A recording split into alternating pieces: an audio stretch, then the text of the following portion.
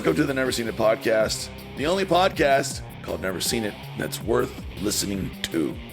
With us tonight, Mr. Daily Dares, a.k.a. Filipino Grigio, a.k.a. Alex Gallego is here tonight, as well as Mr. Ghost Nerd 88, a.k.a. Justin Holden.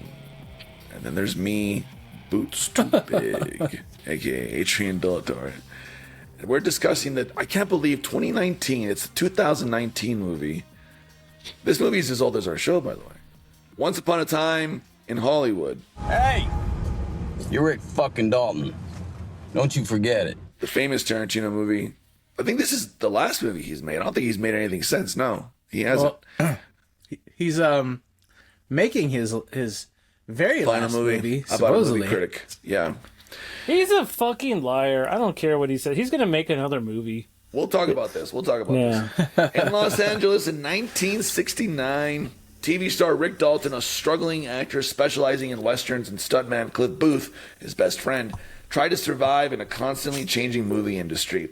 Dalton is a neighbor of the young and promising actress and model Sharon Tate, who has married the prestigious Polish director Roman Polanski, dare we say his name. Starring, of course, Leo DiCaprio, Brad Pitt, Margot Robbie, Emile Hirsch, Margaret Qualley. It's a who's who of the popular kids of the 2020s. Julia Butters, Dakota Fanning was in this? I totally missed that. Austin Butler, Bruce Dern, of course. You gotta have Bruce Dern and Tarantino joint. Luke Perry, Damian Lewis, Al Pacino, who has like 2 scenes, I think. And I'm sad that Arnold's not on here because we could have talked about Luke Perry with him. That's right. Yeah. What was the thing he said about him? I don't remember. I know it was something ridiculous. He's the 90210 guy, 90210 guy, and he has the face where he's like, his model face is like smile and then stop smiling. Oh yeah.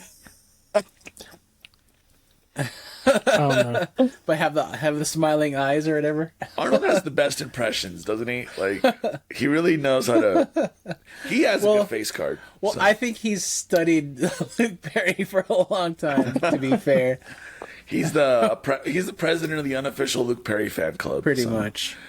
But before we get into this, I want to start right off the bat to address the recent kerfluffle between Tarantino, who made some comments about actor Paul Dano, and I don't want to misquote him, so just to give you context, he said that he was watching what is it? There Will Be Blood, and he said about Paul Dano, he said he is the weak sister. He's just such a weak, uninteresting guy, the weakest fucking actor in SAG. So the internet reacted to this the way the internet does, which is, what the fuck is he talking about? We love Paul Dano. Paul Dano's great. He acted opposite Daniel Day-Lewis. You can act opposite Daniel Day-Lewis, you've made it. And he was young when that movie came out. He's gotten only better with time, right? I don't know if you guys saw The Fabelmans. He was the dad in The Fabelmans. He was great. Yet, actually. He was great in that role. He's great. Everything I've seen Paul Dano in, he's been great. Paul Dano was in the Girl Next Door with Alicia Cuthbert. Yeah, I remember that. Oh wow, that's the scene that he had. Wow, that's early Paul Dano too, right? Emile Hirsch was in that too. Oh, that's yeah. But yeah, Paul Dano. I mean, come on, he's a great actor. I don't know what Tarantino's on. What do you guys think, Justin? I'll start with you because I know you like Paul Dano, right? Absolutely. Who doesn't? I love Swiss Army Man. Like, that was great. I never saw that, but that looks so unhinged. It's so unhinged, but if you look past the weirdness, it's a very wonderful story about a man and his dead body friend. Anyway, I think Quentin Tarantino is on crack with this one. Like, don't get me wrong, Quentin Tarantino has some great movies. I know that he has a foot fetish and things like that. Wonderful. He has wonderful movies, but I think he's a bit of a hater, and I think this movie, Once Upon a Time in Hollywood, kind of reflects how much of a hater he is. I don't know, like, okay, obviously, I've never met Bruce Lee in person. I've never I only know Bruce Lee by his movies. I've never seen any like interviews, maybe like one or two here and there, but you know, Bruce Lee obviously has a presence in the media of sorts, and I feel like he kind of relays his hate for Bruce Lee in this movie a little bit. And when I watched this movie the first time, I didn't really catch it. I was more of like, oh, you know, maybe Bruce Lee was actually a super terrible person to, you know, direct or work with in Hollywood. But I feel like it's just Tarantino. He's just a hater of certain people. And I think after everything that it's come out recently, especially about Paul Dano and there was someone else that he was like hating on too. I forget. Matthew Lillard. Owen Wilson, which whatever, give or take that. Whatever. I have my opinions on Owen Wilson as well, but to call out these specific actors out of left field, at least it seems like it's out of left field. I feel like he's just a hater of people who. I don't know. I can't really put my finger on it. I think he was a Bruce Lee hater as well. That's my opinion, though, because just the way he portrays Bruce Lee in the movie as just this stuck-up, like, action movie star and whatnot. I don't know. I feel like he's a hater. So it's strange, right? Because if you look at any of his movies, most of them, a lot of them, are inspired by kung fu movies from that era. So I would have thought that he would have, I guess, paid more respect towards somebody like Bruce Lee, but he took some creative liberties. So I did some research on that, and to be fair, he's actually not Tarantino's not a hater of like Bruce Lee. He actually it was like a daydream sequence. It was that whole sequence was like meant to be a daydream where like it was Brad Pitt's character. I can't remember his name, but it was kind of like Cliff Booth. Yeah, Cliff Booth. It was kind of like him in his own mind, like pretending to be on the same set as Bruce Lee, and like it was kind of like his daydream of like his justification to fight Bruce Lee. Like he saw like, oh, Bruce Lee is just being a dick to somebody, but in reality, Tarantino was a huge fan of. He is a huge fan of Bruce Lee. It was just he needed to, in that whole daydream sequence, he needed to justify the reason why Cliff fought Bruce Lee in the film. Although he did, I mean, Shannon Lee did take some umbrage with that scene. Right. She thought like it was like a mockery of her dad.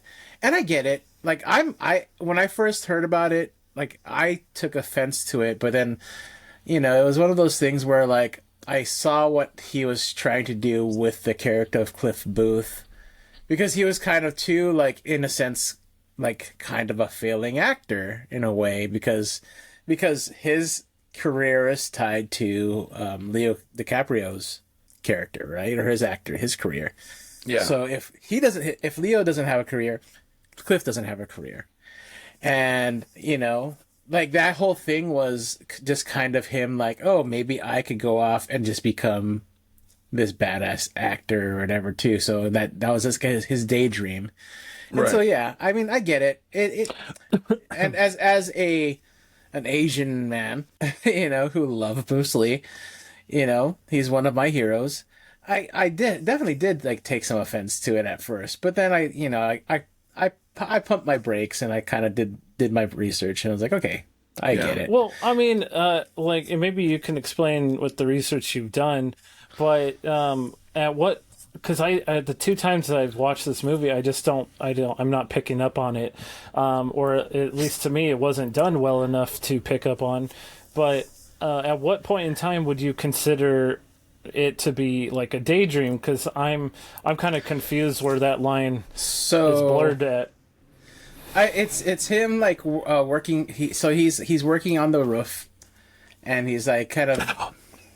I made the connection just live on air. That makes a lot of sense. Yeah, you're right. Absolutely. And then he drifts off there, and then he goes back to working on the roof. You heard it here first, folks. I'm wrong again. No, that's what's good about this is that we can explore these topics. And how many realizations have I had, just while doing... I mean, I had that realization myself watching it the second time, and even after, especially after doing the research too. I was like, man, why did he make him look like such a dick? Then I was like, oh, okay, it was a daydream. Yeah. That's all it was. Yeah. Oh, you know what? And thinking about it now I see, because that's okay. Now I understand why he's like on the roof, and afterwards he's like, oh yeah. That makes a lot more sense now. I didn't even really think of it as a daydream. It just seemed like he was on the roof, and this was just a cut from like earlier in the day, and then it cuts back to him, and he goes like, "Oh yeah, now that makes so much more sense." Yeah. Well, going back to what you were saying, Justin, about Tarantino being a hater, you're not wrong about that. If you watch any interview with Tarantino, almost any interview, he's being a dick to somebody, or he's talking shit about something or someone.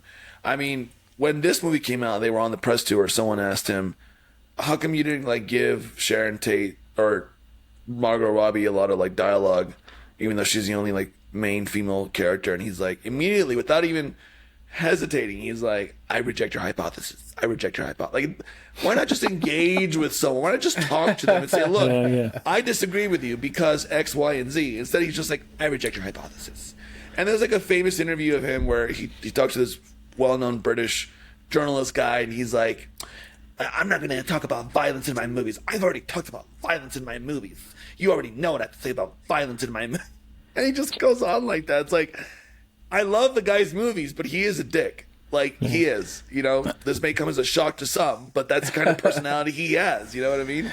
So I mean, look at old interviews with David Lynch, though. Look at all the greats, man. How many times do people have to repeat the questions that they've had?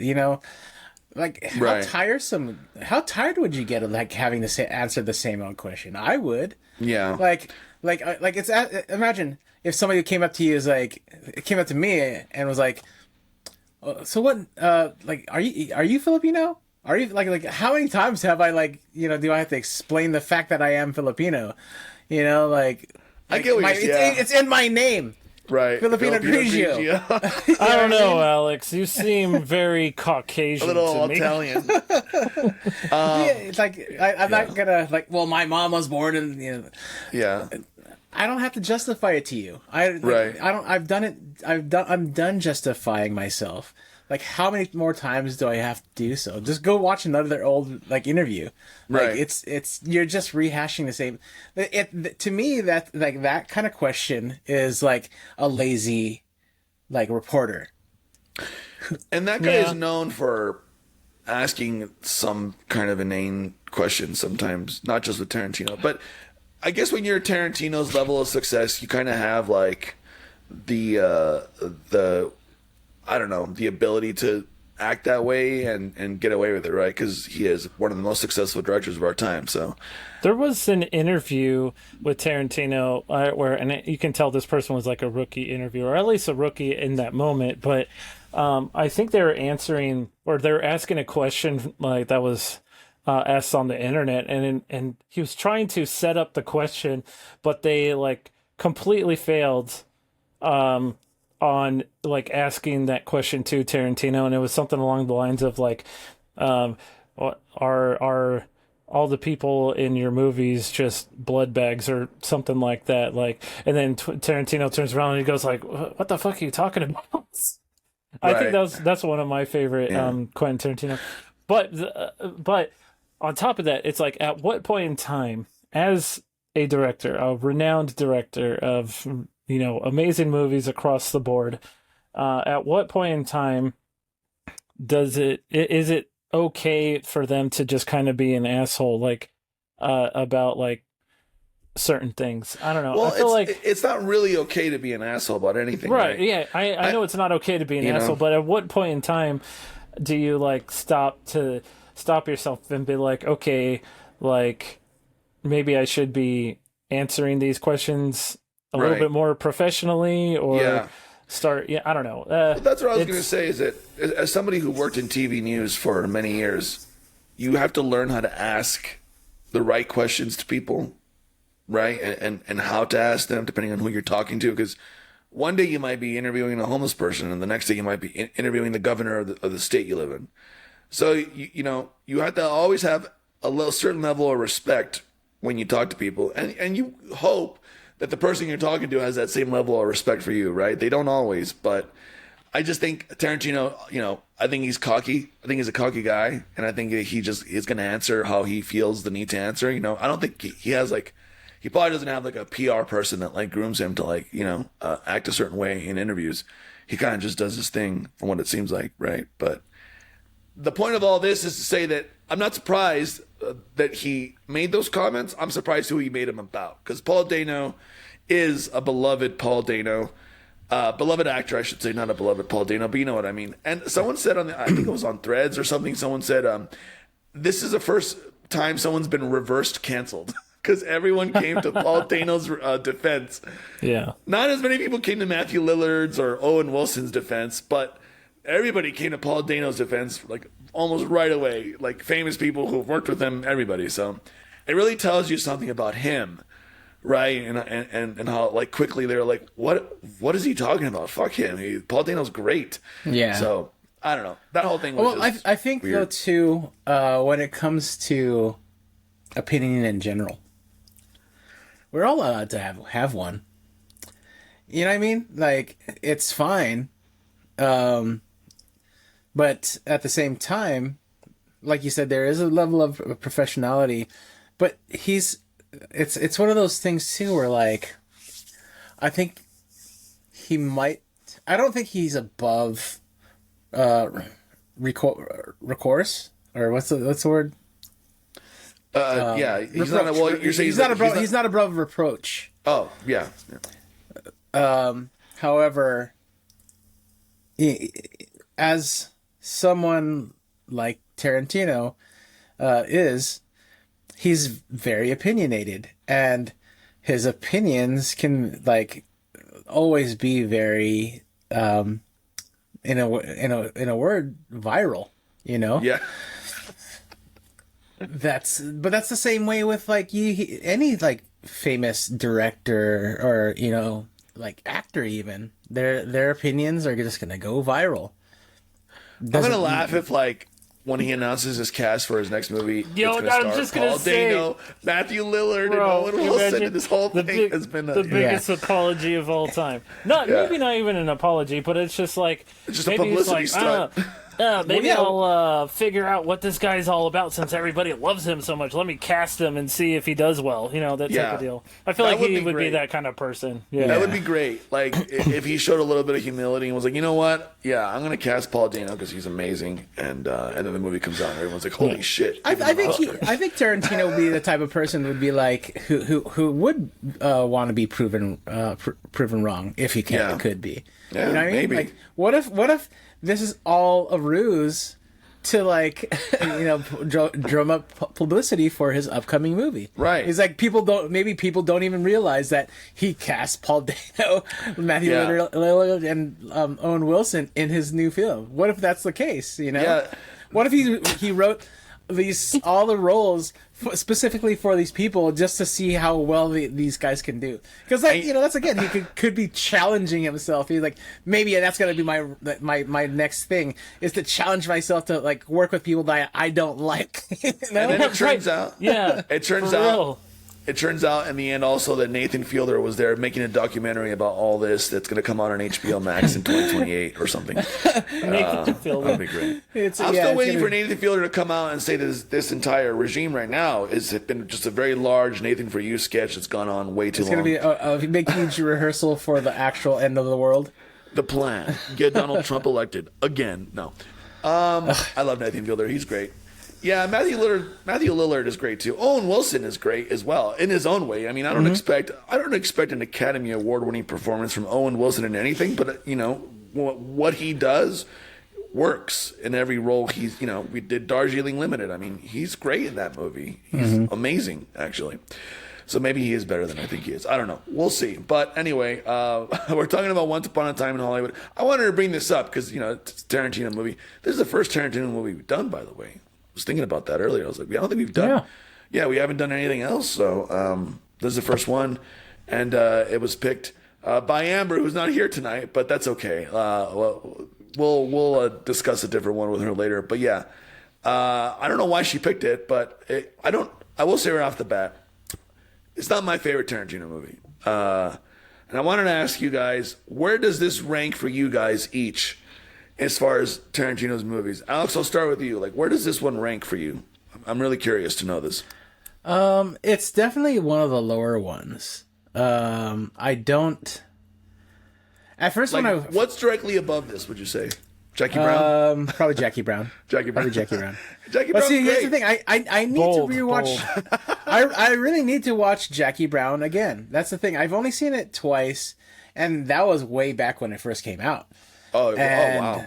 And I know that Jackie Brown was kind of like part of that whole like series of books that he what's the writer's name? Oh, I don't know. It was based on a series of books. But anyways, yeah, it was based on a series of books, and he like kind of turned it into a different, like a similar. It was based on that original story, but he made it very Tarantino-esque. Right. He based it around like Pam Brown's character. Well, Pam Grier, you mean? Pam Grier. Pam Grier. She's great. It deserves a rewatch. Oh yeah. I rewatched it like I don't know a few years back. Oh, I know I need to watch it again because I feel like it's still good. I feel like it's probably much better than I really remember it to be. Yeah. But my all-time favorite Tarantino film, I would have to say it's Pulp Fiction. Okay. I can respect that. Pulp Fiction, Kill Bill Volume 1, and then Reservoir Dogs. Oh wow, that's an interesting ranking. Okay. Oh, actually, you know what? If we're actually like in the pantheon of actual Tarantino written stuff, True Romance would be number one. There you go. Justin, how about you? Where would you rank this among your Tarantino movies? I would rate this number 9 out of his 9 movies. So you also have this at the bottom. That's so interesting. Yeah. What's directly above this? What's number 8 for you? So here, you know what the funny thing is? I still have not seen True Romance. But I think, man, it's so hard. Well, he only wrote that, so if we're just talking directed by Tarantino. If we're just talking directed by, I think, man, in Jackie my Brown. opinion, I'm gonna say Natural Born Killers. He also only wrote that. Like just above that, he only wrote that. He didn't direct those. That was directed by Oliver Stone. Believe it or not. Damn. Okay. Yeah. Well, then let me just tell you my top 3. Okay. Then. Yeah. Go ahead. Okay. So it's so hard because I like a lot. So I have a very interesting infatuation with Death Proof. I would consider that my number 1. Then I also really liked like Pulp Fiction would be number 2. Kill Bill 3. I like Kill Bill a lot. No, I'm sorry. I'm going to change that. I'm going to put Reservoir Dogs at 3. Kill Bill 4. Was it? I really liked The Hateful Eight. I like The Hateful Eight too. Yeah. I mean, I don't want to go into the whole list, but those will be like my top Tarantino movies. I'll give you my top 3 really quick. It's going to be Kill Bill. And I count Kill Bill 1 and 2 as one movie. Let's just keep it simple. I agree, actually. I agree that Kill Bill 1 and 2 is one. It's the whole bloody affair, you know. Pulp Fiction, and this is a very, very strong number 3, Inglourious Bastards. I fucking love that movie. That is such a good movie. I forgot about that, yeah. That is such a good movie. Yeah, you're right. That's a good one. But I would That's a rank top this fiver for sure. That's a top fiver. I mean, Brad Pitt really chews the scenery in that movie. I was hoping he would do the same in this one, and I don't feel like he did. But yeah, the movie starts off, so we meet Cliff Booth, we meet Dalton, Rick Dalton. He's kind of like a semi-washed up actor, and he gets convinced by Al Pacino's character to essentially do spaghetti westerns.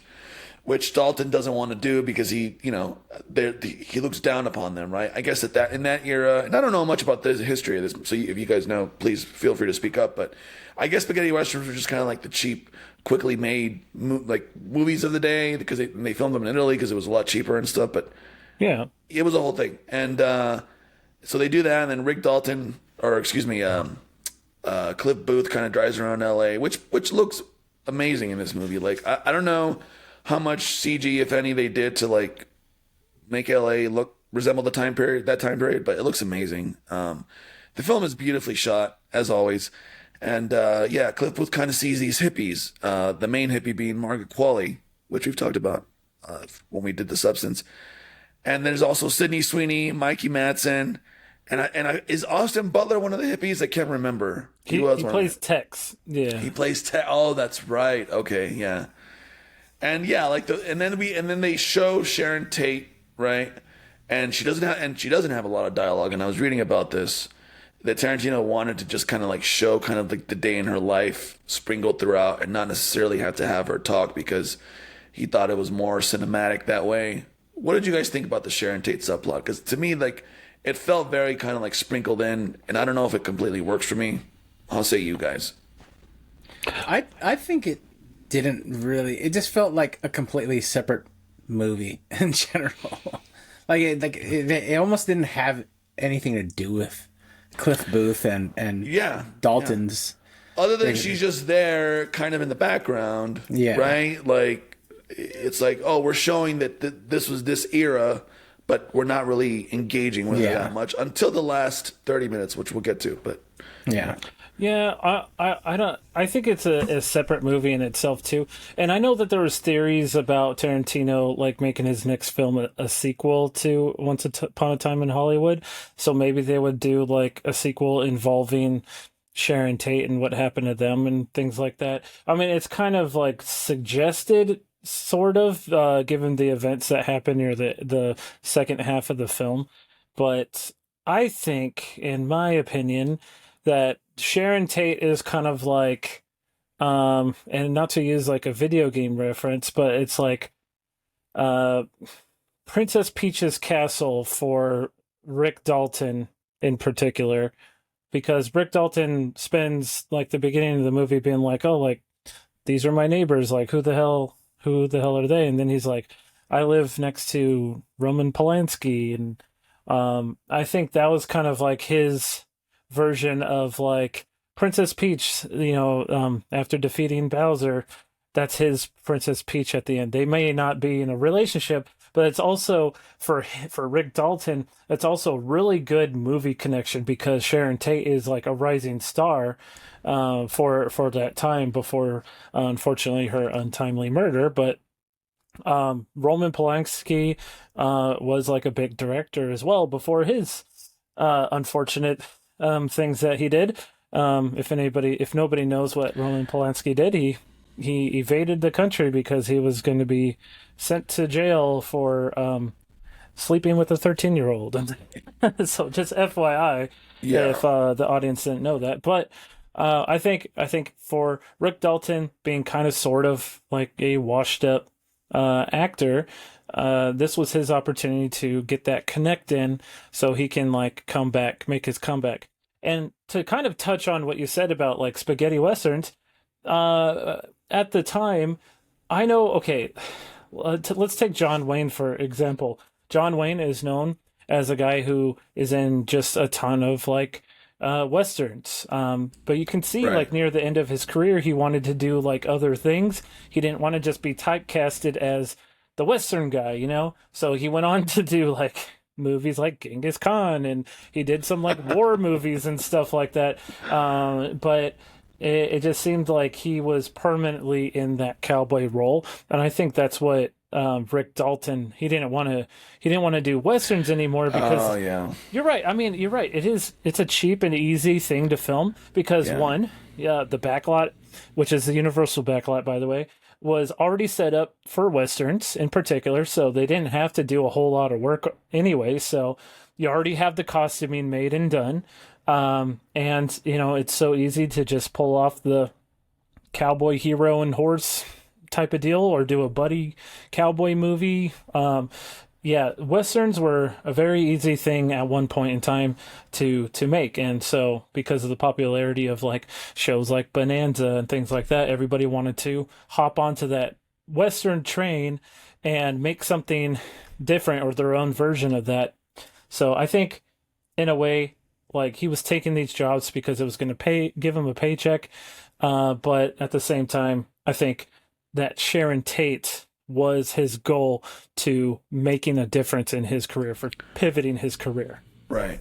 That's so interesting. I'd never thought about that, or I didn't know about that. That's so interesting. I can see the parallels between a Rick Dalton and like a John Wayne type or whatever, right?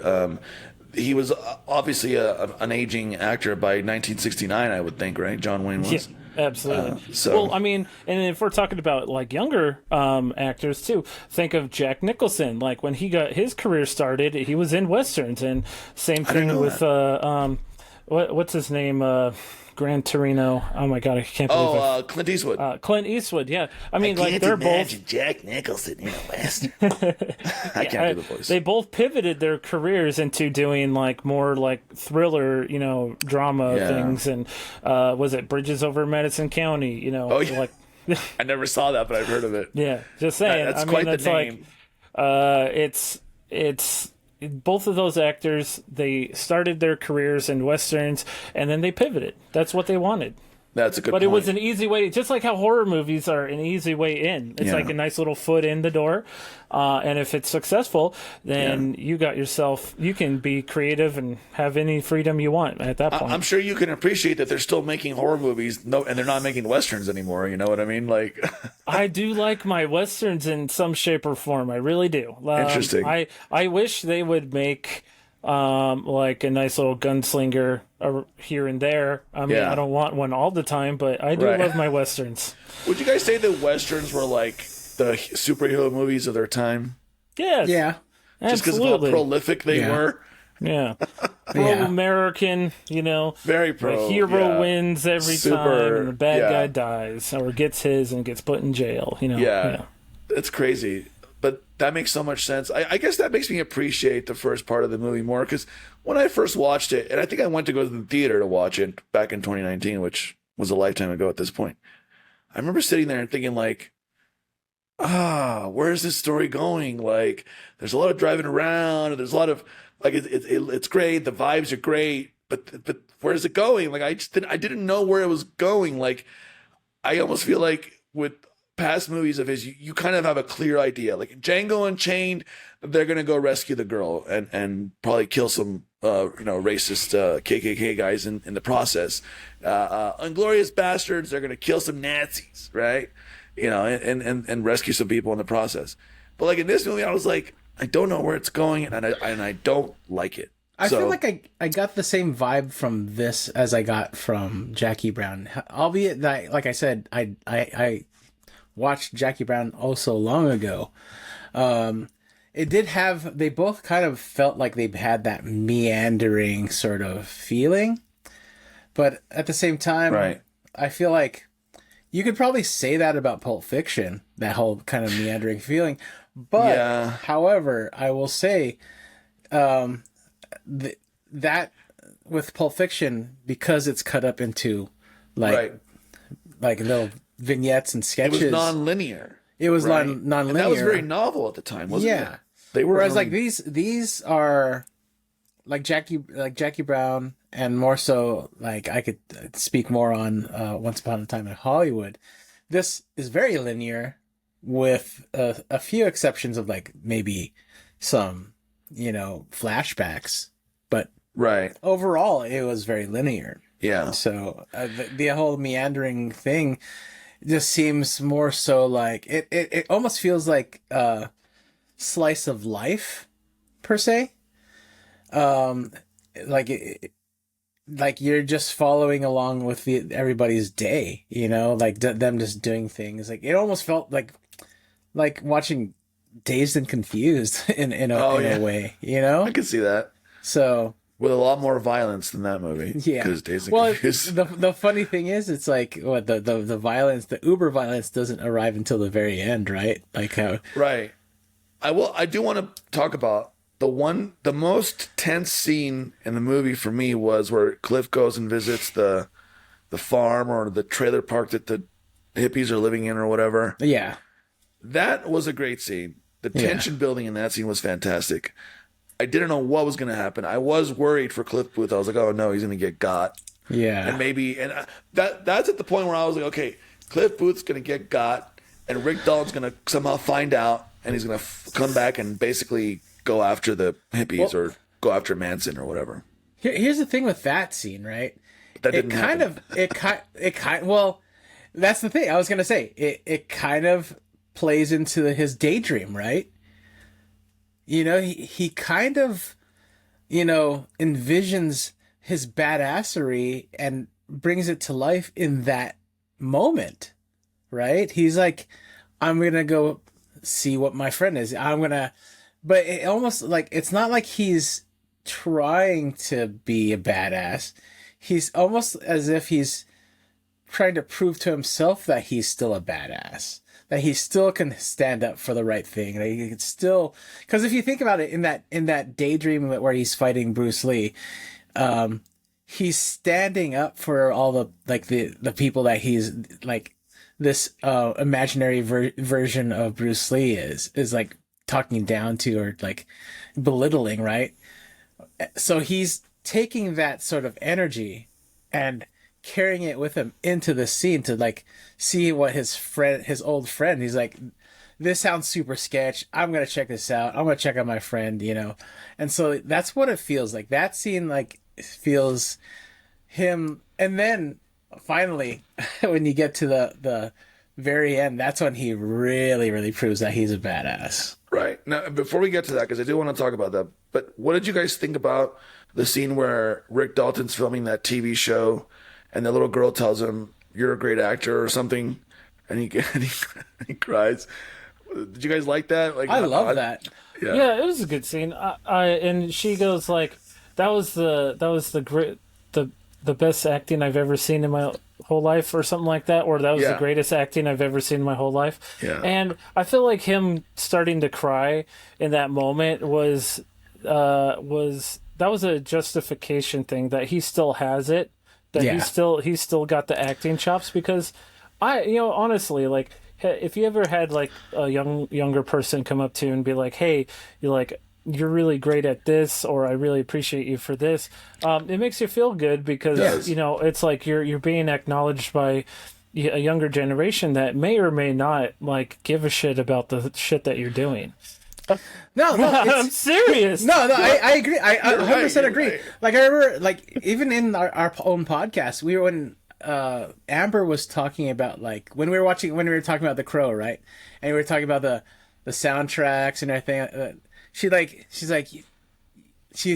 paid a compliment to me where she's like, man, how old were you when you watched this and you were like listening to this music? She's like, you were cool, man. And then like the fact that she's like the youngest of our group, other than Milkman, he's like, that was to me like, I was like, oh man, thank you so much. And even to this day, like at my work, like, you know, a lot of them like will say like, oh man, Alex is our backbone. You know, he's the backbone of our team. You know, like, I have always said, you're the thinker.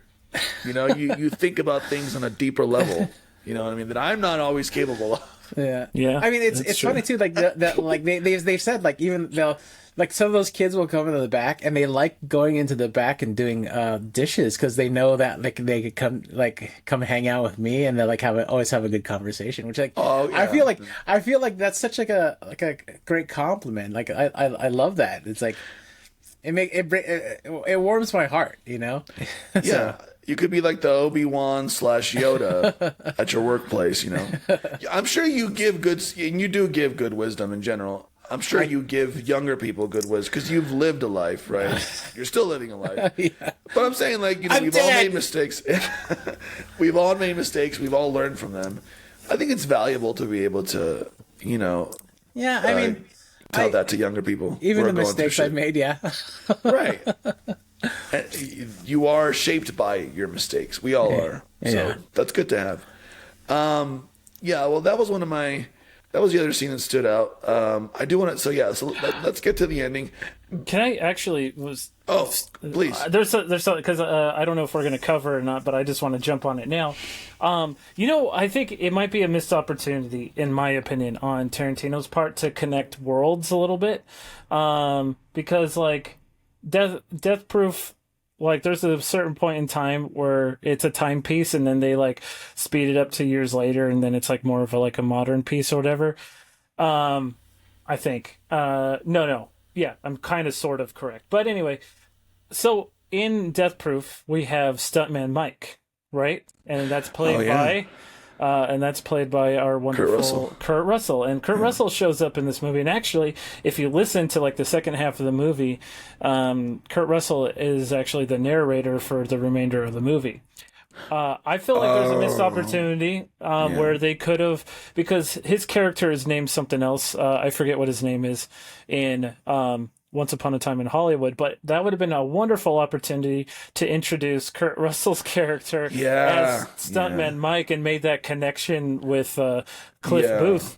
I feel like that would have made for a nice little, not even like a shout out to a past movie, but to make the Cliff Booth thing a little bit more relatable. Like, Cliff Booth, he's known for murdering his wife, supposedly. I feel, and it just seems like there's this ragtag of stuntmen who are all just violent pieces of shit, apparently. Right. Well, I was going to say, there is a little bit of a loose Tarantino verse, right? Because I remember reading that Michael Madsen's character in Reservoir Dogs was supposed to be related to John Travolta's character in Pulp Fiction. Yeah. But they never, they don't address it. But they have were the same supposed to. last name, don't they? Or something? Well, there was talks of a movie about those brothers. That would have been great. Michael Madsen, who is in this, but I think was this his last movie or his last Tarantino movie? Yeah. I believe it was his last Tarantino movie. Obviously, it's the last Tarantino movie. That's true. But no, there's a lot of connective tissue. I think there's some connective tissue with the Reservoir Dogs and Pulp Fiction to Kill Bill. I can't remember exactly what. But that's the whole thing too. Like there was that whole early days. Even Kevin Smith was doing that with his films. Yeah, Kevin Smith kind of had But I think that's kind of there's a catch-22 to that. You could do that sort of stuff, and then it creates this whole expectation to continuously do that. And I think that's what happened with Kevin Smith. He tried to maintain that, and it kind of backfired because a lot of those things it's just hard to maintain unless it's the actual same movies line of movies, Clerks 1, 2, and 3. It's easier to have connective tissue rather than Clerks has connective tissue to Chasing Amy, right? So they exist in the same world, but they almost they exist as separate things as well. So Tarantino has that the Red Apple cigarettes appear in a lot of his movies. Yeah, and I think they're also in True Romance. I think what's his name, the dad that gets shot by oh my god, I'm blanking on everybody's names, famous actors. Yeah, the guy gets shot in his home. By what's his name? By Christopher Walken. Christopher Walken, yes. Sorry. Yeah. But the dad is smoking, I believe they're Red Apple cigarettes in that movie. And that's all. That was just a movie written by him. But I like those little details. I like the little, like you said, connective tissue. That even if the story is not, the little things connect them, little brands. I think the connective tissue is a lot more fun when it isn't explicitly spoken. For us to discuss it, I think it's more fun to kind of Justin was saying, this is a missed opportunity, but at the same time, it's more fun to speculate on that than to have it be confirmed. You know what I mean? Yeah. Like I feel like exactly. like we could create these own universes in our own minds. Yeah. And I think that's better. much more exciting to me than to like have it confirmed. It's like, okay, well then like I don't have to do the work anymore. It goes back to what I say about avoiding the midichlorian problem, where you over-explain lore. Like, we didn't need to know what gives somebody the Force, but he had to force it in with these midichlorian explanations. It's like, okay, Lucas, thank you very much. By the way, it was Dennis Hopper who plays the dad in True Romance, and he gets shot by Christopher Walken. I don't like to have everything over-explained. Like, leave a little bit of mystery. Let it live up here. Yeah. I love mystery. But yeah, so, okay, the last scene to set it up, and Tarantino did this in Inglourious Bastards, this alt history, which I think is great, by the way. I love that scene in Inglourious Bastards where they take out Hitler and everybody else in the movie theater. Can I say before you move forward? Please. Yes. I think what I love about Tarantino is that he's kind of rewriting history in his for his own universes. You know, like obviously Sharon Tate didn't survive the murder, Right? But he's like creating this sort of like Revenge fantasy. Yeah, revenge fantasy out of it, right? Like it's because he is probably a huge fan of Sharon Tate, and like he would probably wishes that she was still alive and doing like movies, and so for him to be like, I wish I could do a revenge film for her, and this is exactly what it is. You know what I mean? Like the murderers make the mistake of like going to the wrong house, and like you got this badass stuntman who like can obviously handle himself, even on what was on acid. He was on acid. They were even on acid. And he has like cigarettes. And they have that badass dog that like tears them to the fire. And then you have Rick Dalton with his flamethrower. Chekhov's flamethrower, which they set up at the very beginning of the movie. Which is awesome. Great payoff. Yeah. Great payoff. And like I think that's the beauty of what Tarantino does. He rewrites history to be even almost better in a way. Yeah. Like you look at Django Unchained, you look like Inglourious Bastards. Man, that was like imagine if like that really existed, right? Like having these badass people that just kind of almost gives you more hope and like for like the possible like badassery of like people doing the things for the world, you know, like doing right for the world. Yeah. I agree wholeheartedly. I almost want to think, well, I kind of hope that Tarantino could do that type of movie, but like set in the Vietnam era where the U.S. wins. Like, could he pull that off? I think if anyone could pull that off, it'd be Tarantino. You know, where maybe like a Vietnam. Would you say that if the U.S. won the Vietnam War, wouldn't you say that would be kind of insensitive in a way? Yeah, that's why I was thinking that if anyone could pull that off, and that sort of I don't think if Tarantino rewrote the Vietnam War, I don't think he would have them win still. You don't think so? I don't think he'd have the US win. I think he'd like have like it more so like a reason why. Because if you think about it, like in history, like the US was part of the winning team up until Vietnam, right? And then they lose.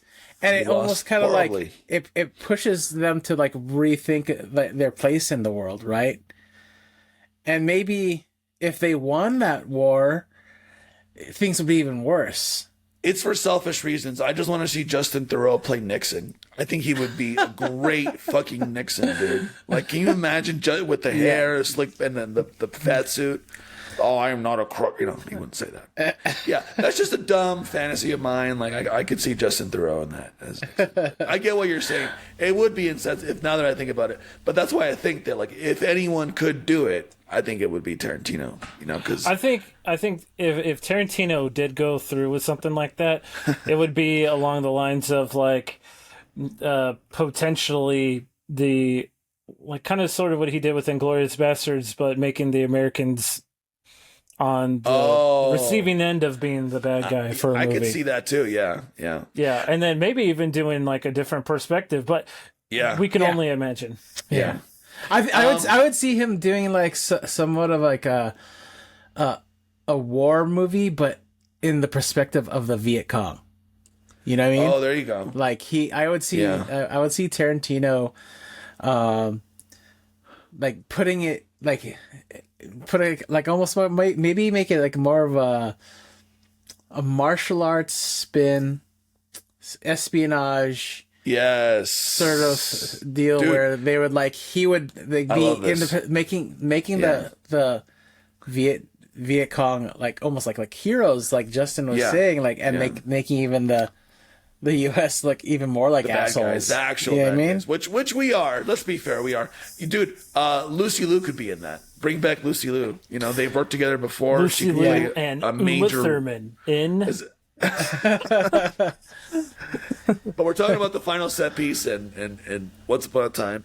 Who is it that he flamed through? I feel like it's Mikey Madsen that he fucking gets him to flame, which was the funniest part to me. Yo, she got so fucked up in that last scene there. Yeah, she did. Yeah, she did. She got mauled by the dog, getting the shit kicked out of her. Dude, that... She got the worst of it. Wonderful. She really got the worst of it.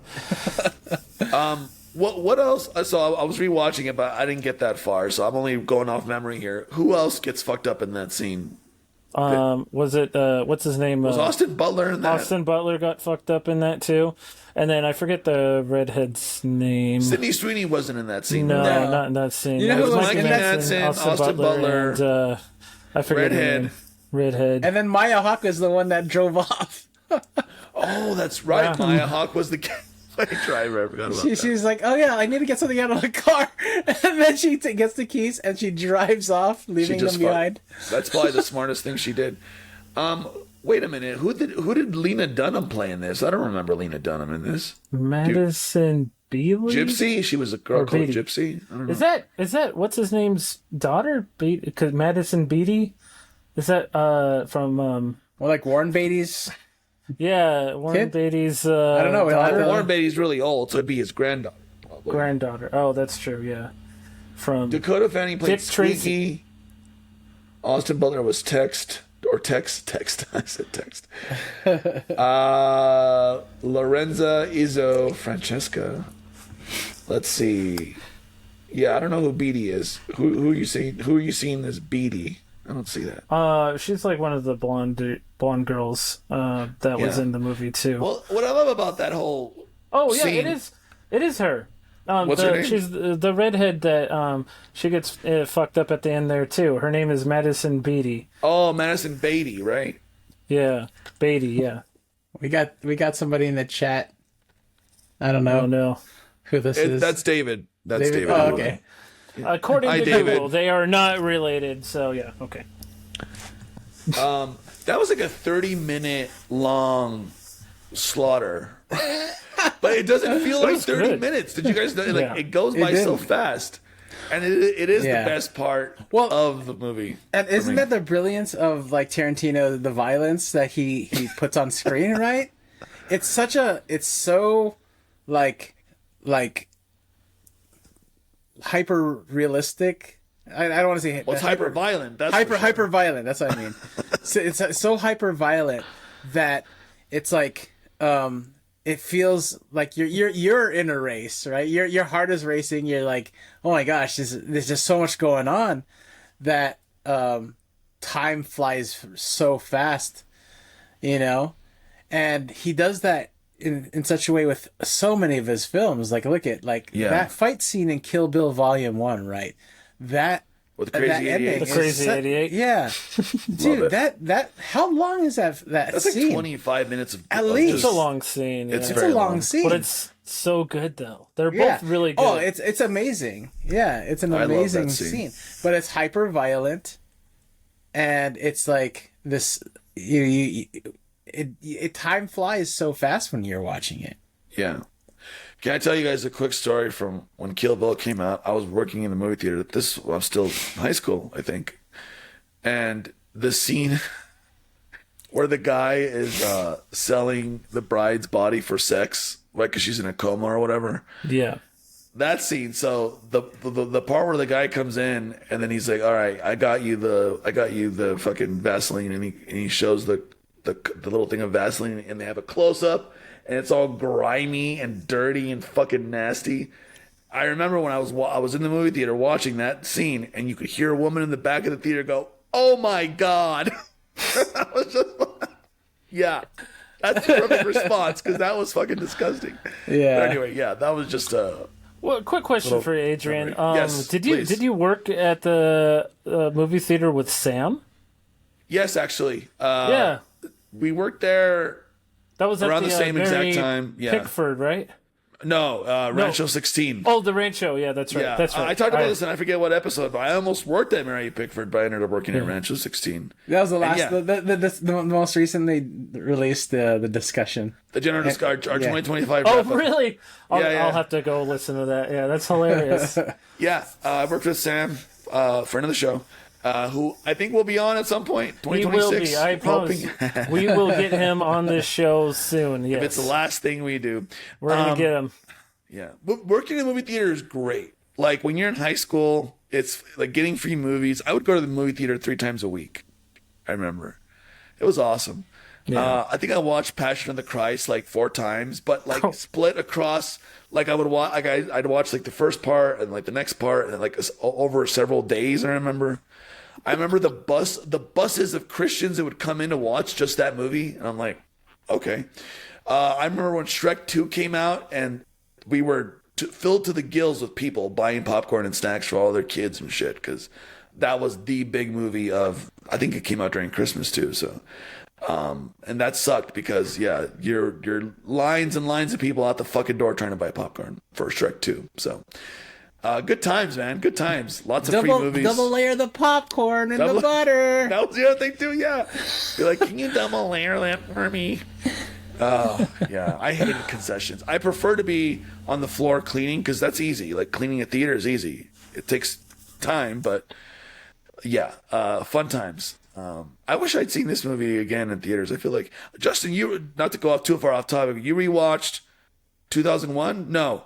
The Shining in IMAX, I did. right? I did. I went and saw it last night in IMAX. Yeah. That must have been an experience, huh? Oh man. Okay, I'll just say this. The movie okay, I asked this because I don't know if all IMAX theaters are like this, just because it's like, we want you to give the best like screen experience of all time, but we're gonna lack in the funds for the theater itself. So the theater I went to, it's a nice, or supposedly nice theater in a nice part of town. Here in Vegas, but it's just like you go into the theater and the chairs are all like the chairs are like peeled up and like the floor is unkept and it just seems like really dirty. But my God, that screen was fucking amazing, my guy. I don't know.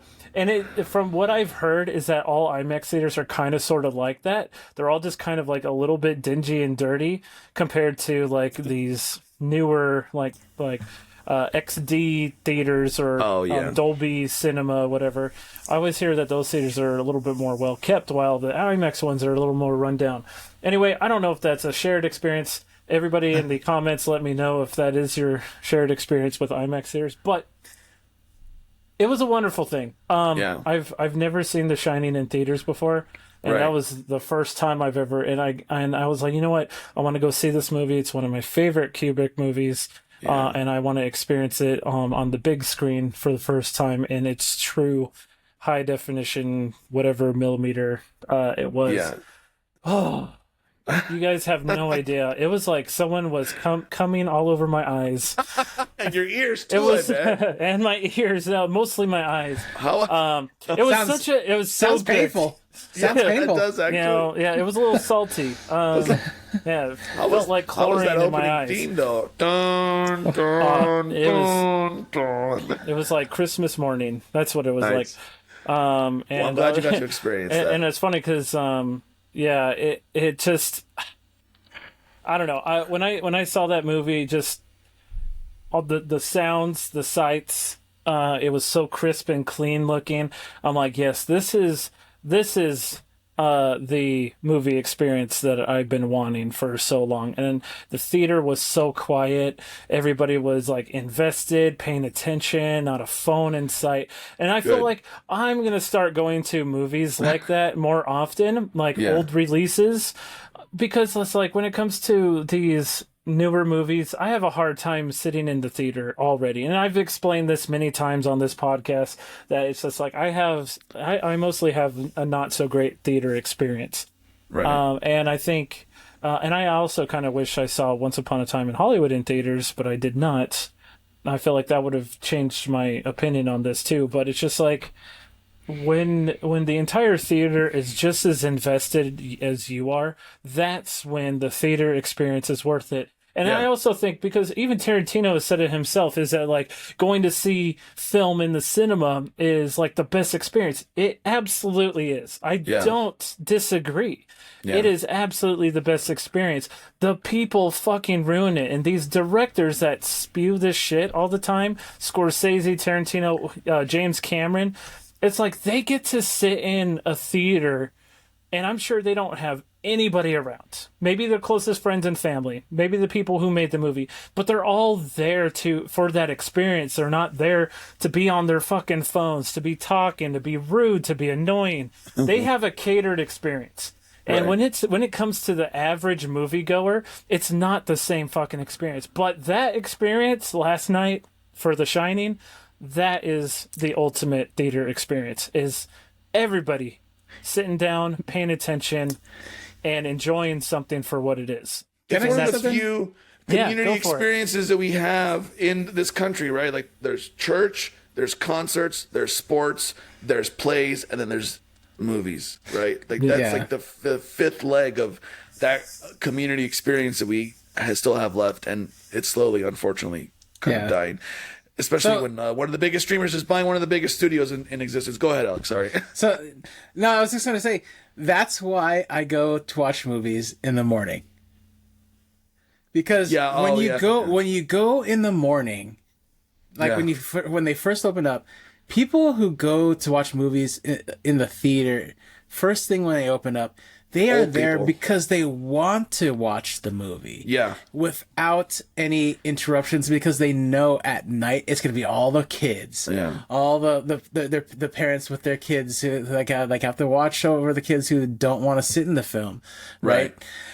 When you're there in like the early screenings, it's because I feel like every single person every time I've watched a film, and I've never had like people just being annoying in the theater when I've watched a movie, even like Marvel movies that I've watched first thing in the morning. Like most of the people all the people who I've ever watched a movie with in those screenings, not one like has ever been like, been annoying, you know? Like they've been there actually really like taking it in. And so like I think it has a lot to do with the audience that you were with, Justin. Oh, absolutely. Like those people, when you watch an older film, they are there because they want to see it, have that those experience are true in the theaters. Film fans. Yeah, because you could watch The Shining still at home if you wanted to. Like if these kids like, I don't want to pay that much money to go watch a film in that movie when I could watch it for free off of some streamer or like, you know what I mean? While browsing TikTok. Like I feel like it's the audience. It is the audience, and I agree. I used to go to see movies early in the morning, but because I work graves and I don't really get up till like way late, it's hard for me to go see movies in the morning. So. Same. I result to just streaming. And I understand it's like it's the 45th anniversary for The Shining in particular, and I get it. It's like it's a 45-year-old movie. Nobody wants to go pay all that money. I think for IMAX it was like, if I didn't get that 50% off, it would have been like $45, for the whole thing. So luckily, we got a AMC membership, and it was a Tuesday, so it's half off. If you have an AMC membership, it's half off on Tuesdays. FYI, everybody. Well, yeah, I have a Harkins by me. I wish it was an AMC, but it's a Harkins, and they don't do any kinds of deals, so whatever. I will say that when I worked in the movie theater, we live in the Coachella Valley is very much a retirement community, and I remember it was always the old people that came in first thing in the morning to watch movies. So you'd have like any given movie would have like 2 or 3 people in it in the auditorium, and it's always an older person. When they came at night to watch movies, like anything by Clint Eastwood, you could smell the Bengay when you walked into the auditorium. You could just, that's the demographic we're working with tonight. So yeah, that was always an interesting aspect of being a theater employee. Well, it's funny. You get the same experience when you go into film festivals too, though. Oh yeah, that film makes sense. festival. Like when you go to a film festival, like people are there to watch the film.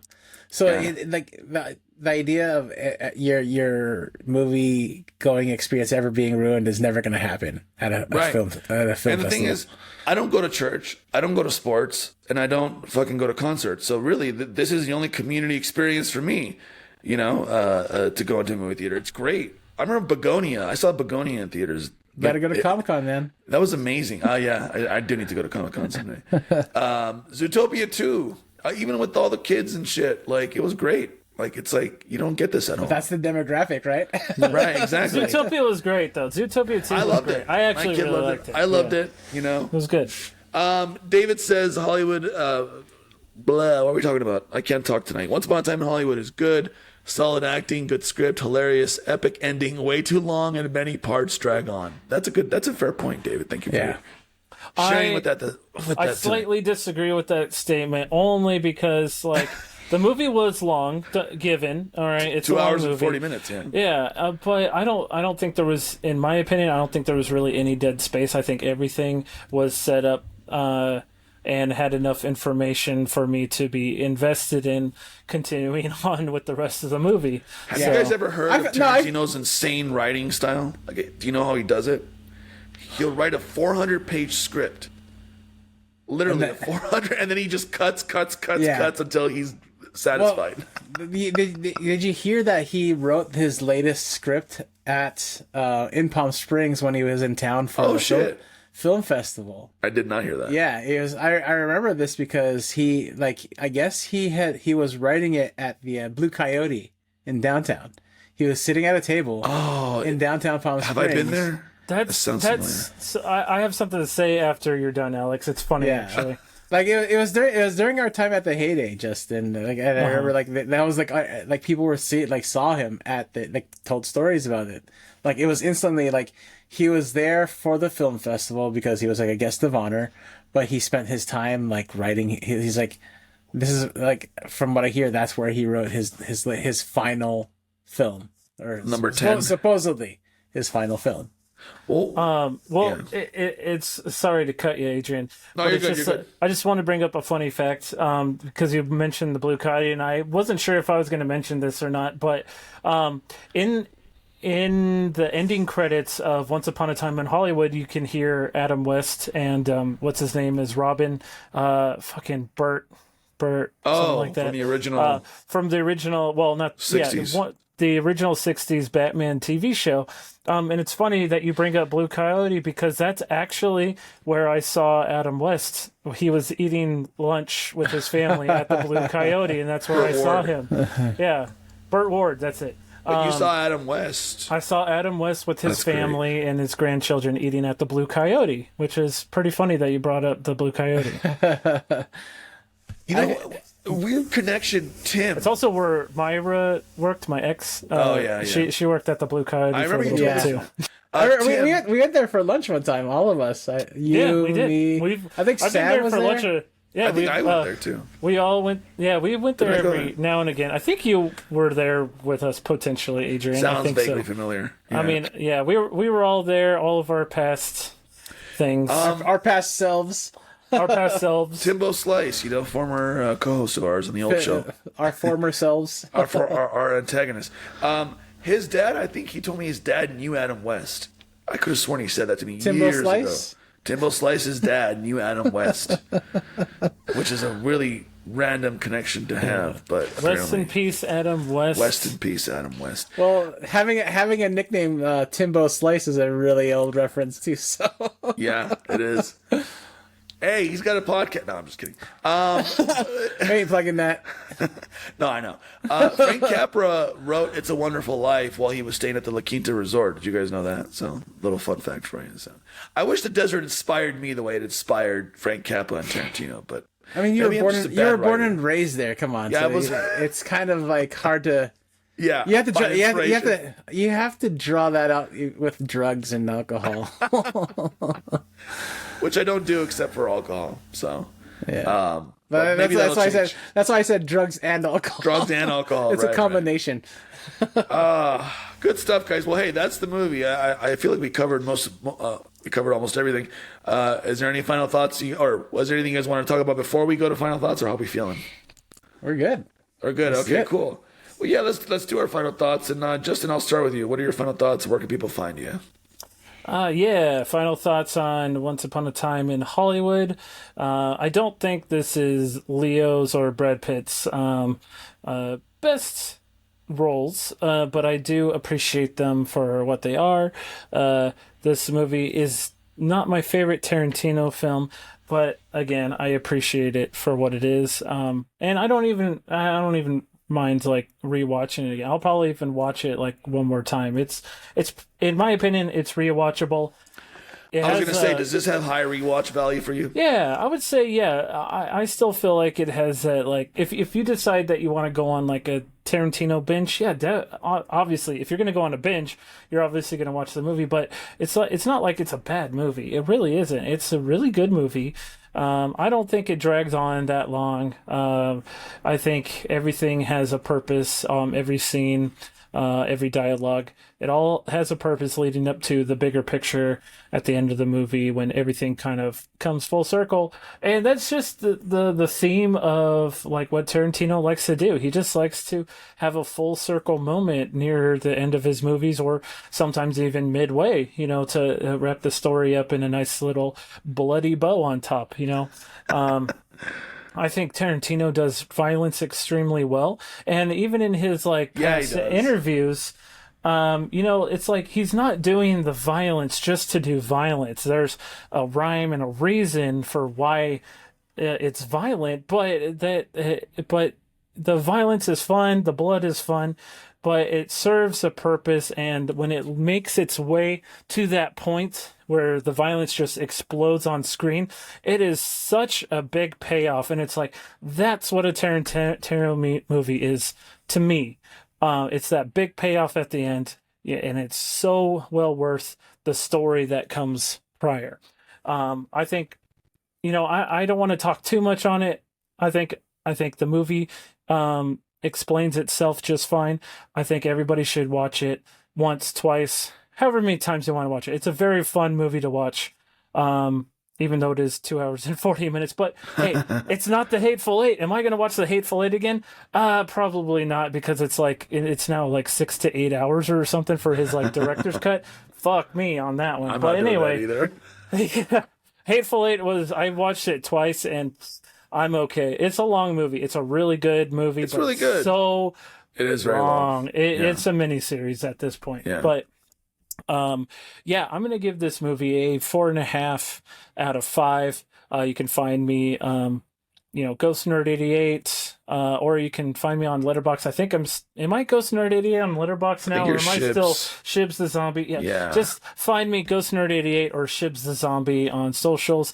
Click the links. You'll find my Letterboxd. Follow me on Letterboxd. I promise I'll do more with it. I'm going to upgrade to Pro again soon. So, hey, that's my rating.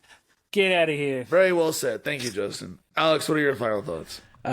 So at the very beginning of the show, you asked me my ranking, where this movie falls, and it's still like my least favorite. That being said, it's not like a bad movie at all.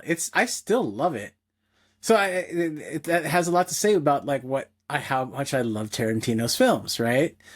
Like, for me to still love a movie that I rank its last means a lot to me. and um, it's a solid film. To me, it's like a comedy. It's a comedy. It's a revenge film. It's a comedy. Because it's probably his funniest film, to be quite honest. Like there's so many like hilarious scenes. Like even Django's great too. He's really funny in that. Oh yeah, but it's one of those things where like the comedy isn't like contrived. It's very, very natural. Like it plays out through the who the characters are.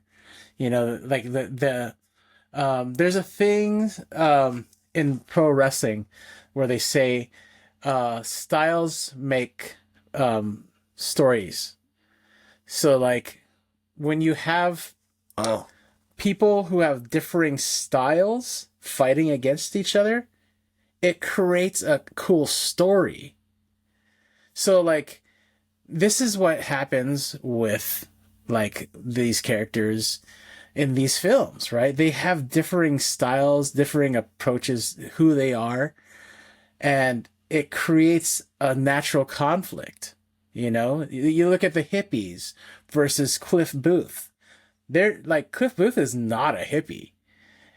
And so he goes and he picks up this girl. He's like, how old are you? He's like, if you can't answer that question honestly, then nothing's going to happen. Like, but she's like trying to entrap him or something, because she's like, that's kind of like, if you think about it, that's like differing styles. You know what I mean? Like who they are as like people clash already. You don't know it yet, but it's inherently there. So you're watching this play out in real time in this film. So that's why I think it's such a so great about Tarantino. Like that's another thing that he does so well. And then one of the things I really loved about this movie too was like it shows Tarantino's love of past Hollywood as well. Like the colors, like we talked about it in the general discussion about like the vibrancy of like color in like older films. He puts color into his film. You see them drive around in like old Hollywood, and he like purposely puts like the old Taco Bell, the old Cinerama, those, and then he makes loves that theater. Yeah, and they're bringing it back from what I hear. Doesn't he own it? I No, thought he bought it. He owns the Beverly and another one. Okay, but the Cinerama is coming back. I don't know who bought it, but they're bringing it back.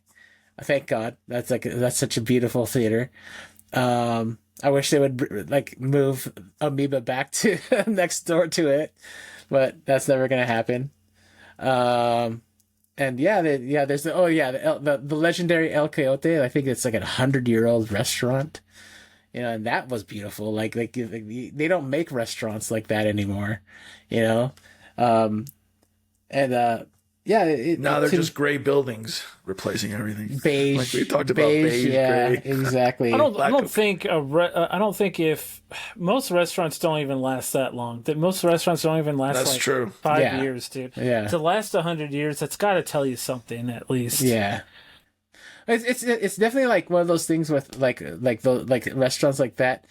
They have such history, and I think that's the thing about a lot of stuff is like, they concern themselves with too much of like pleasing everybody, whereas those restaurants are who they are. Like you look at like El Coyote, you look at Philippe's, they've never changed for anybody.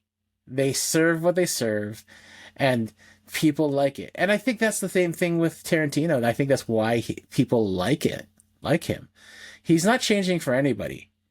His violence is always going to be the violent, the hyper violence that it is. And like it or not, like he makes good movies. Like I've never seen a bad Tarantino film. to be honest, like like I would never watch Hateful Eight like you guys again, but it was a good movie. It was so And I would watch Once Upon a Time in Hollywood again. I think like after watching it a second time, I was like, "Whoa, okay, this is a better film." It might even bump it up like over Jackie Brown. To be honest, I still need to watch Jackie Brown again.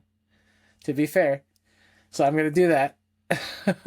But yeah, I think maybe it's just like also part of the reason why I like True Romance and Pulp Fiction and Reservoir Dogs is because it's my early years of like enjoying cinema and discovering Tarantino. So it's like it has that sort of like nostalgic sensibility for me. But overall, I give this movie a 4 out of 5 on Letterboxd, and you can find me on Letterboxd as well as other social media by finding Daily Dares. Really quick, did Margot Robbie's and Margaret Qualley's dirty feet stuff turn you guys off at all? Like, did that bother you guys at all? What was your reaction to that? I'm not into feet, man. Focal point of just their dirty bare feet. I'm a neutral guy when it comes to that. I'm not neutral. I don't like feet. It doesn't turn me on. I'm not a foot person either. And dirty feet makes it even more so. I'm sorry, put your dirty little mittens away. I was so shocked. Yeah. I was like, he has Margot Robbie, and it's like, I guess it makes sense though. She would be walking around with that dirty of feet if she's got no socks on with her boots, right? So I was like, okay. If I were alive in the 70s, you wouldn't catch me dead barefoot. I'm sorry. Right. Same, yeah. I would be dead with my shoes on, bolted to my ankles. I don't even like walking around barefoot in my own home, let alone out in public. I have to have flip-flops on or something. And Margaret Qualley, Jimmy Kimmel, or one of the Jimmys asked her about that.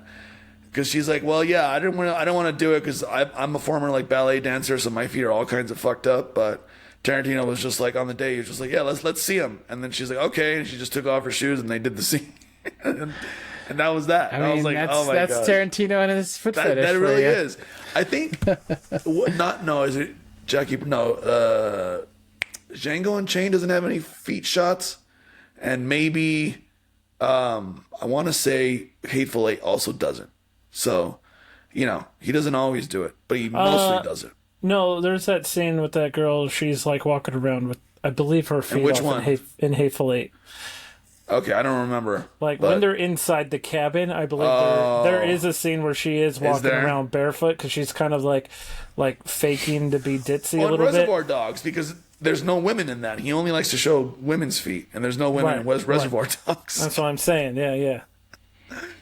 But yeah, that's Tarantino for you. Anyway, I just wanted to know what you guys thought about that, because I know that's like such a divisive thing with him, and it's like always the joke, and anything on the internet, it's like Tarantino, foot guy. So there you go. But my final thoughts, I do love Once Upon a Time in Hollywood, and this is going to be my Letterboxd review. It's a lovingly built time machine filled with period details, pitch perfect casting, and 2 layered central performances. DiCaprio's Rick is heartbreakingly human and comic. Brad Pitt's Cliff is a sort of laconic physical oddity who lives in your head after the credits. Margot Robbie's Sharon moments are genuinely haunting because Tarantino lets her be alive, laughing, textured, instead of turning her into an afterthought. My biggest critique is that the film luxuriates in those character vignettes. The first 3 quarters meander through Dalton's small catastrophes and Booth's loose days, with Sharon appearing like a bright comet now and then. That patient, episodic pace is beautiful if you want to live in Tarantino's 1969, but it does feel like the story doesn't fully cohere until the last 30 minutes, which explode into one of his funniest and most brutal fight sequences. In short, I enjoyed the movie overall and admire Tarantino's devotion to the film history, but the slow burn doesn't land for everyone until that violent revisionist catharsis at the end. And that's what I'll review for Once Upon a Time in Hollywood on Letterboxd, and I gave this film when I first watched it 3.5, strong 3.5 stars on Letterboxd. Can I say something about? Absolutely, go ahead. This is good because I can pull up our script. Leo DiCaprio's character, as a self-doubting, person who's like doesn't know if he has a place in Hollywood anymore, is such a great juxtaposition of the person who's actually acting it. Yeah. You know what I mean? You know what I'm saying? Yeah. Like, Yeah. like Leo DiCaprio is like probably one of the most self-assured like actors in the world. Oh yeah. Right? He knows his place in the pantheon of acting, and he can get roles like almost on a whim and he's a talented guy. You know what I mean? Like he is. And for him to play a guy who is doubting his acting ability and his place in the in Hollywood, Yeah. it's definitely something like he definitely, like, I don't want to say he has to dig deep, and trying to find but it's kind of cool that he's exploring that, right? Like it's a really cool thing for an actor who's at his level to explore a character who has that kind of self-doubt and like, I never thought about that. That's a good point. He did a recent Actors on Actors with Jennifer Lawrence, and Jennifer Lawrence asked him, like, do you ever go back and rewatch Titanic? He's like, no, I don't watch any of my movies. And she's like, oh my God, you should. It's great. And then I was thinking about it. I was like, well, Titanic is over 25 years old, so he wouldn't rewatch that movie for that reason alone, I think. But, it is what it is. That was a terrible joke. Based on your reaction, I know it's a bad joke. Well, that was a joke? I mean, but it is an interesting interview. You should watch it with Jennifer Lawrence and interviewing Leo DiCaprio. Well, I mean, like, if you think about it though, too, like, he definitely is like probably like, I don't want to say he's cringing at his own work, but like I've gone back and watched Romeo and Juliet, and I'm like, he's just okay in this. He's very raw. Yeah, right. He's like he's at his younger stage in his acting career. Basketball Diaries, he's like very raw. I never saw that one. I think I know why. And here, it's because of What's Eating Gilbert Grape. He doesn't want to go back to that. He doesn't want to go back to that. I wouldn't want to go back to that either. That's I'm a like, good movie. That's a good movie, though. It's a wonderful movie. Yeah. But I see where he's coming from. He doesn't want to go back to that. I get it. Well, okay, really quick. I don't want to get too much into this. We've already Didn't you hear they're making part 2 of that? Oh. What's the movie with Leo DiCaprio where you were like, this guy is it. This guy knows his shit. What was it for you? It wasn't Titanic for me, I'll be honest. It was Definitely not. No, not Titanic, because he was too much of a pretty face at that point. To be honest, I don't think there ever has been a movie that they'd be like, oh, this guy has it. Because, like, I've never been, like, a Leo DiCaprio fan until, to be honest, this film. Well, Wolf of Wall Street, for me, made me realize he is the shit. Like, Wolf of Wall Street, I love that movie. I love that his performance. Wasn't he in Departed? He wasn't. That's also that's a great the one. movie. That's the one. movie. That's a good one too. Yeah. What would you say, Justin? Like The Revenant. The Revenant's great. The thing is, it's like I It's think. insane. But the thing is that like I think he deserved a little more recognition even before that movie. I think like. And I know I made a joke about it just now, but I loved What's Eating Gilbert Grape. I think he did a significant job playing Arnie. He really sold the role. And I know there's like movies that kind of make fun of that. It's like, excuse my ignorance, but it's like, oh, don't go full retard like Leonardo DiCaprio did, like in Tropic Thunder or whatever. Yeah. And it's like, but I think it was a different time. And I don't think they wanted to hire, because there still wasn't a big understanding of like Down syndrome back in the day. Go for it. I have a theory. Yeah. I think what it is, like, especially his younger roles, when a director is directing you to act like a teenager, or like, it's like, it makes you question how to properly act like a teenager when you're already maybe they weren't teenagers anymore, but they're freshly from that, like maybe they're in the early 20s or like 19, 20, 21. When you're an actor at that age and you're being told by a director how to act like a teenager, you're acting their way from their own trying to like think about their cognition, whereas like when you're questioning your own cognition of how you would act as a teenager, right? Yeah. So it's like one of those things where like maybe they're questioning how to act. And so that's probably why I didn't really like going back and like watching Romeo and Juliet, and why I didn't really enjoy Basketball Diaries as much, because it just, like, for me, like, he didn't feel like he was acting like a teenager in those. I see what you're talking about, and for me, it's kind of like, what's that TV show about all the smart nerds and whatever? It's like Silicon Valley? No.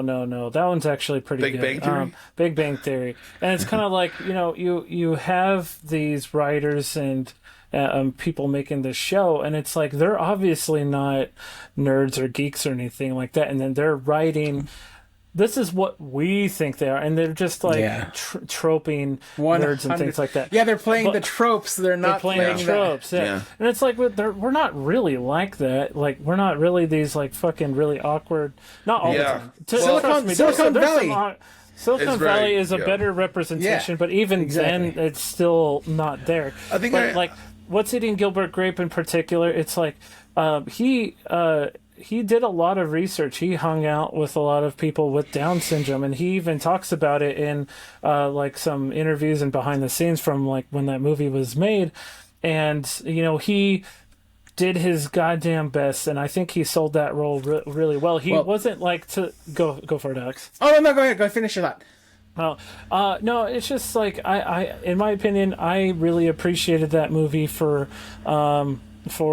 his role, but I guess just to kind of sum up like where I thought Leonardo DiCaprio was like a serious actor, it was Inception for me. I really loved Inception. Oh yeah, you're right. I loved Inception. I think Inception was like that. Yes, this is the Leo we want. It's funny. We have to go deeper. It's funny. Yeah. I forget all the movies that he's in that I liked, Inception and The Departed. But like going back to like real quick, what you were saying, Justin, about like What's Eating Gilbert Grape and how he like did his research. In one of our most recent discussions, Rosemead, Lawrence Shue, the way he acts in that film, he did a lot of research on people with schizophrenia. Yeah. And so that showed. It showed that he actually like cared to be not only just act like a teenager, but like act like a teenager who had schizophrenia. He pulled it off. He pulled it off. He really pulled it off. Yeah. Like, that's his only acting credit, and to be able to pull that off, give the kid some kind of award for that. Yeah, I don't care what it is. He deserves it. Really quick, what I'm going to say before we wrap up. Big Bang Theory is dumb people writing smart people. It's Always Sunny is smart people writing dumb people. Like, that's the difference. Silicon Valley. Best example. Silicon Valley is also another good example of people knowing how to write nerds, because it's nerds writing nerds. It's nerds. Yeah, like, I love Silicon Valley. That's a fantastic show. I also just want to throw out there that unless it's like I Love Lucy or something, I fucking hate sitcoms. That's it. Sorry. Can't do it. You can never convince me that a sitcom is good. Is it 3-camera sitcoms, or is it a single-camera sitcoms, or both? Both. It doesn't matter. Really? Like Arrested Development? Have you ever seen Arrested Development? I like Arrested Development. Is probably not my favorite, but I do like that show in some aspect. Okay, but I just like shows like Big Bang Theory, where it's like made for late night television or daytime, whatever. No. I'm just like, I fucking hate it with a passion. And for people, sorry, if you enjoy it, I'm a hater. I'm sorry, I hate those types of shows, man. I can't. You're not a fan of like Parks and Rec and The Office? Not in particular, no. I mean, I've watched them. Yeah. I've watched them, and some of it is quite funny. It's just I can't stand the sitcom aspect of most shows. Yeah, I get it. Do you like what's that? What We Do in the Shadows? That I do like, actually. I really do. That one didn't do it for me. I tried getting into it. Yeah, I love that show. I love that show so much. I like the one. What's his name? Matt Berry. He's fantastic. I like. To be fair, I liked What We Do in the Shadows before it was a series. Because it was like a movie first, and then it was a series. Oh, that's right. Yeah. I also highly recommend The IT Crowd. Fucking love that show too. That's a British sitcom. That is a 3-camera sitcom. So you may not like it, Justin, but that show's so good to me. Matt Berry's. Sorry, guys. I'm a hater. You can't convince me otherwise. No, I it's all can't good. stand it. Good. Wasn't trying to convince you. I just was like trying to see if you've seen them or not. That's all. Trust me. I'll give anything a chance. But It's the name anytime of the someone, show. yeah, anytime someone recommends like a sitcom, I'm like, I'm already half out the door. No, I agree. I'm the same way too when it comes to sitcoms. Sitcoms are a very, very hard sell for me. Like it has to have like something special about it. Like What We Do in the Shadows was like a very, very good like concept. I love The Office. I love Parks and Rec. They're doing that somewhat spiritual successor to The Office, and when I saw the trailers and I saw like the concept, I was like, I did not want to watch it. It was I only watched the first episode. And, there was like my mom like actually was watching it one night. I came upstairs and she was watching it. I was like, ugh, this looks so stupid. Yeah.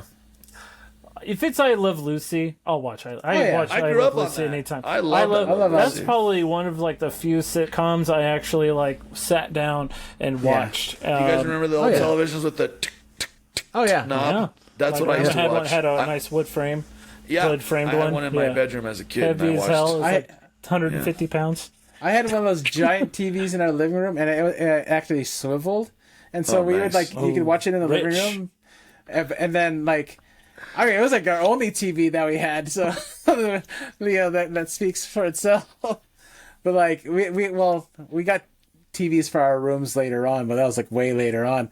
But like it was funny, like we could swivel it, and our dining. Justin, you remember how our old house was set up? Like the TV, like so there was like the big TV was facing the living room, but then we could swivel it around, and it would be facing the dining room, and so we could watch TV in the dining. It was so awesome. I felt like so special because like the other kids were like, "Wow, you could watch TV when you're eating dinner."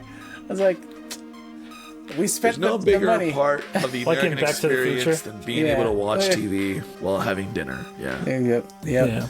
Okay, we're gonna have to cut some of this to be a bonus clip, by the way, because we went really long. So let me do the outro really quick. Sure, let's do it. Hey, you can follow the Never Seen It Podcast, Instagram, TikTok, Threads, Blue Sky, Facebook, X. We're also at neverseenitpodcast.com. Email us podcast.neverseenit@gmail.com. We'd love to hear from you. What's your favorite Tarantino movie? How do you rank them? Let us know in the comments. Like, comment, and subscribe on Spotify, Apple, YouTube, or wherever you get your podcast from. If you like the show, share it, leave us a review. Big thanks to Mr. Kyle Maps and the Burn Cycle for our intro and outro music. You can follow Kyle on Instagram, selfies_food_and_pets. Thanks for listening. Any final thoughts from the gentleman? My hands are registered lethal weapons. If I fight you, I accidentally kill you, I go to jail. That's good.